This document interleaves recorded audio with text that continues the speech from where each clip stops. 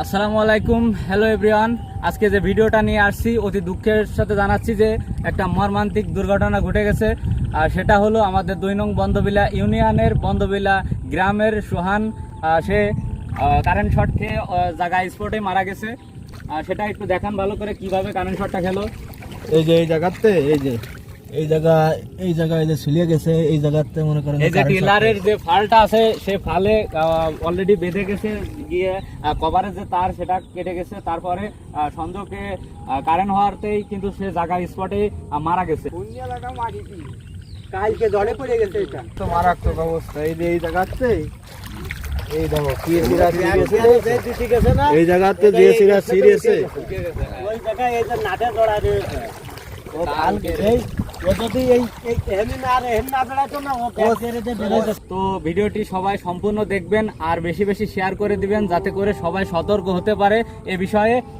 এজন্য সেটা ভালো করে আবার দেখেন। এই যে আমাদের পাওয়ার টিলার সে নিয়ে ও মাঠে বই চড়ছিল, তারপর যখন সে ফেরে হয়তো তারটা দেখিনি, তারটা পানির ভিতরেই ছিল।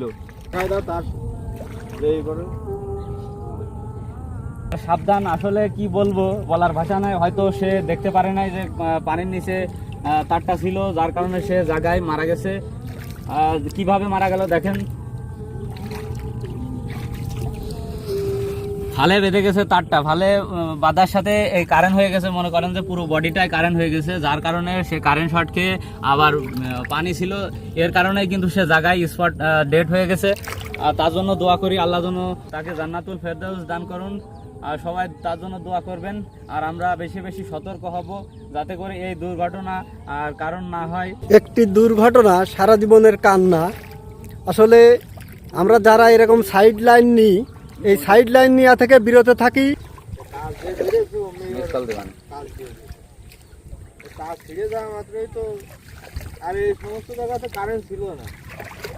কোন জায়গায় নেই কারেন্ট নেই, আর ও মানে কারেন্ট নেই। যে টাইমে কারেন্ট আসছে, কয়টা তার আছে সামান্য স্কুটির মতন দিয়ে বাড়ির বুঝতে ধরে চলে। আরে বুঝতে পারছি যে কিছু মোটরের লাইন তো ভালো, তার না হলে মোটর চলে না তো।